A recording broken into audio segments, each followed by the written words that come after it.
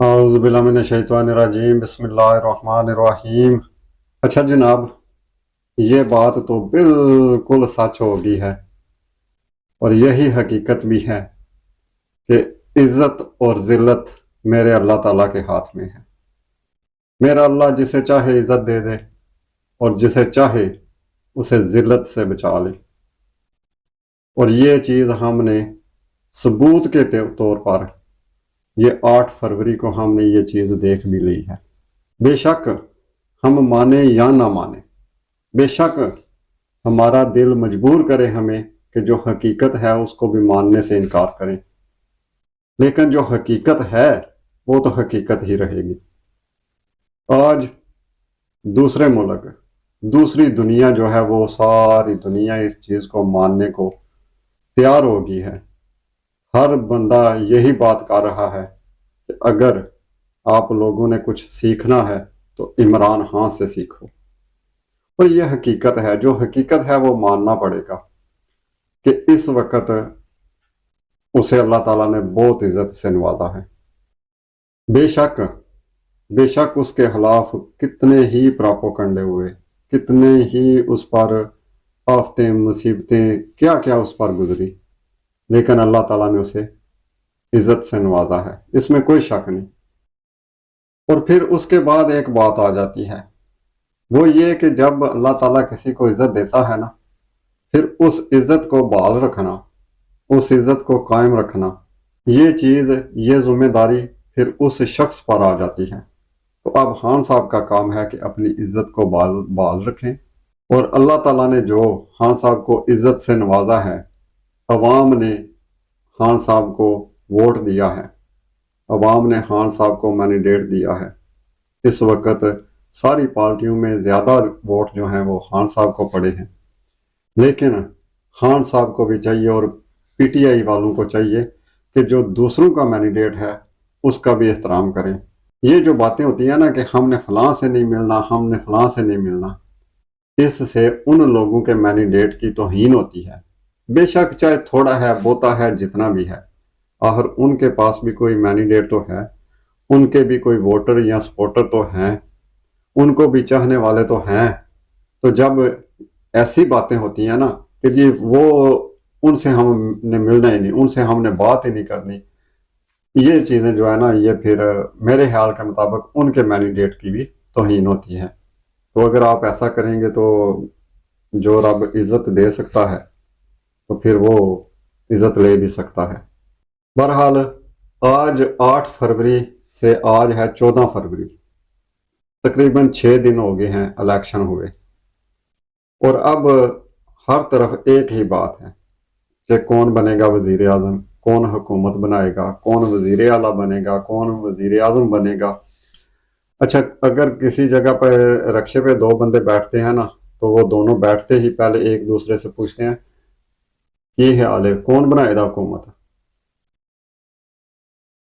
کسی جگہ پر بھی جب 2 بندے بھی اکٹھے ہوتے ہیں، 2 3 4 جب وہ اکٹھے ہوتے ہیں تو ایک ہی بات ہوتی ہے کہ حکومت کون بنائے گا، وزیر اعظم کون بنے گا۔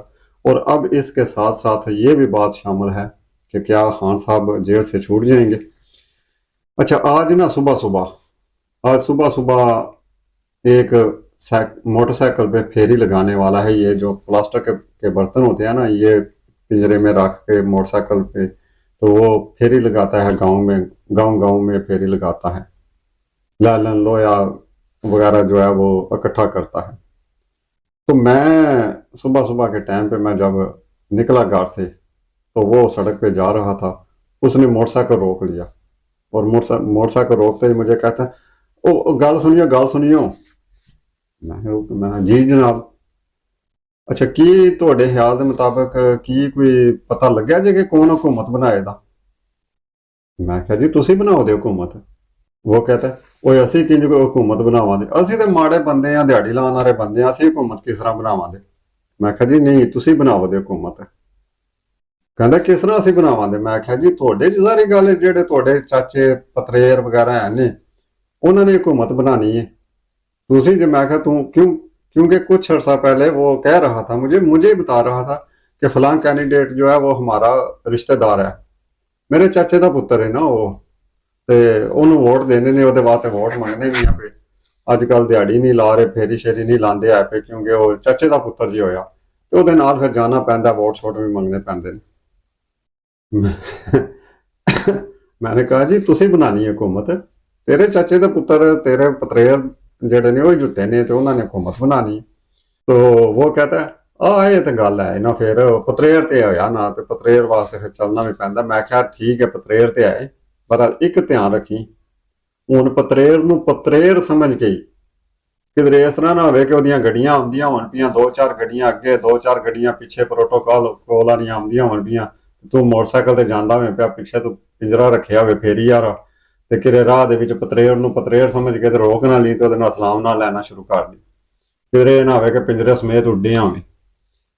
तो असल में हकीकत है भी यही कि आप सब लोग अब जो है ना वो अपनी अपनी दिहाड़ी लगाएं, अपने अपने काम करें, और अपनी दिहाड़ी लगाकर ये जो प्रोटोकॉल है ना, ये हमारे जो ये वजीर वगैरह होंगे, इनका जो प्रोटोकॉल होगा, इनके जो खर्चे होंगे, हम सब लोगों ने, आप सब लोगों ने इसका भी बंदोबस्त करना है, इसके लिए भी कुछ कमाना है।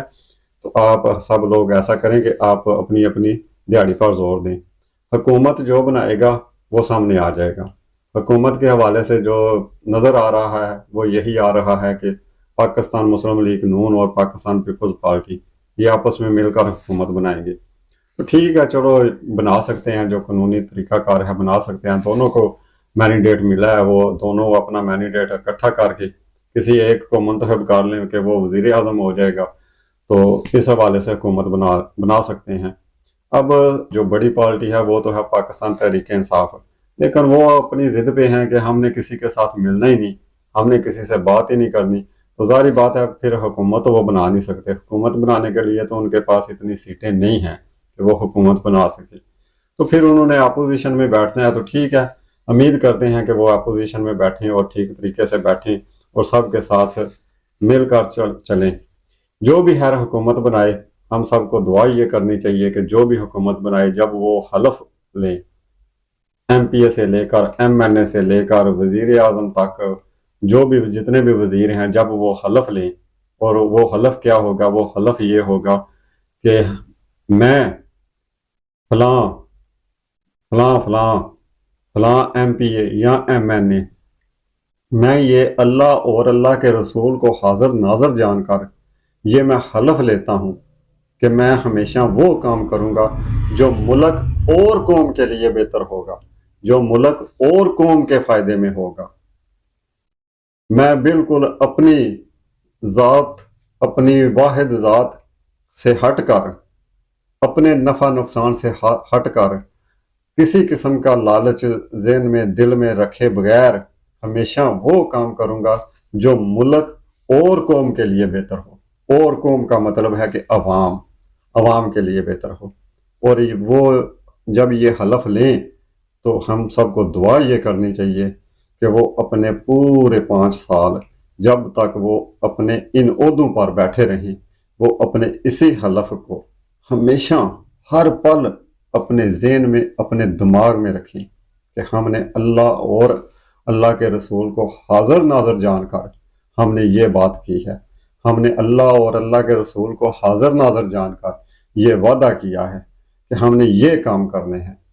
और जब भी कभी वो इन कामों से हटकर किसी जगह पर भी नफरत, दुख, इंतकाम या अवाम के फ़ायदे के बगैर वाला कोई काम करने लगें, तो हम सबको दुआ ये करनी चाहिए कि हमारे उन मोहतरम कैंडिडेट जो हैं उनको अल्लाह ताला हदायत दे और उनके सामने ये हलफ आ जाए जो उन्होंने उठाया होगा। जब ये बात आ जाएगी, हर किसी को अपना अपना लिया हुआ हलफ हर वक्त याद रहेगा, तो फिर इंशाअल्लाह ताला हमारा मुल्क जो है वो कामयाब भी होगा। इंशाअल्लाह ताला हमारे मुल्क के सारे मसाइल भी हल हो जाएंगे। लेकिन बड़े अफसोस के साथ कि हम हलफ को सिर्फ एक कागज़ का टुकड़ा समझते हैं और वक्ती तौर पर वो जो फॉर्मेलिटी होती है वो पूरी करते हैं। बस ये एक तरीकाकार था, वो हमने पूरा कर दिया, उस हलफ को हम याद नहीं रखते। ہمارے حکمرانوں سے لے کر جو ویسے بھی جو عہدوں پر بیٹھے ہیں وہاں تک، جو جس سیٹ پر بیٹھتا ہے وہ یہی حلف لے کر آتا ہے، لیکن افسوس کے ساتھ کہ پھر اس کو یاد کوئی نہیں رکھتا۔ اگر یاد رکھا جائے تو پھر کوئی بھی غلط کام نہ کرے، کوئی بھی کسی کے ساتھ زیادتی نہ کرے، کوئی بھی کبھی بھی کوئی انتقام، نفرت، دکھ ایسا کام نہ کرے۔ اور جو ایسا کام کرنے والے بندے ہوں گے ایسا کام کرنے والے بندے، وہ پھر کسی عہدے پر بیٹھنا ہی قبول نہیں کریں گے، کسی قسم کا حلف لینا قبول نہیں کریں گے۔ کیوں؟ کیونکہ جب انہیں پتہ ہوگا کہ ہم سے برداشت نہیں ہوگا، ہم سے یہ برداشت نہیں ہوگا کہ ہم اپنے مخالف کو برداشت کریں، تو ہم پھر اگر اپنے مخالف کے ساتھ اس طریقے سے پیش آئیں گے، اس رویے کے ساتھ پیش آئیں گے، تو پھر ہم اپنے حلف کے ساتھ غداری کریں گے۔ تو جب یہ سب لوگ سوچ جائیں گے تو میرے خیال کے مطابق ہمارے سارے نظام جو ہیں وہ ٹھیک ہو جائیں گے۔ اور ہم سب کو دعا یہ کرنی چاہیے، اللہ تعالیٰ سے ہم سب کو دعا کرنی چاہیے کہ ہمارے جتنے بھی حلف لینے والے بندے ہیں، ایم پی اے سے لے کر ایم این اے، وزیر اعظم تک، اور جو ویسے بھی جو عہدوں پر جو سیٹوں پر بیٹھے ہیں، کہ جن کا کہ قلم سے لکھا ہوا ایک ایک حرف جو ہے وہ کسی کی زندگی بنا دیتا ہے اور کسی کی زندگی ڈبا دیتا ہے، تو پھر ظاہری بات ہے کہ جب یہ سب لوگ اپنے حلف کی پاسداری کریں گے تو پھر ظاہری بات ہے کسی کے ساتھ زیادتی نہیں ہوگی اور ملک کامیاب ہوگا اور ترقی کرے گا۔ اس کے ساتھ ہی جناب اجازت چاہتے ہیں، اپنا بہت بہت خیال رکھیے گا اور ہمیں بھی دعاؤں میں یاد رکھیے گا۔ یہ مان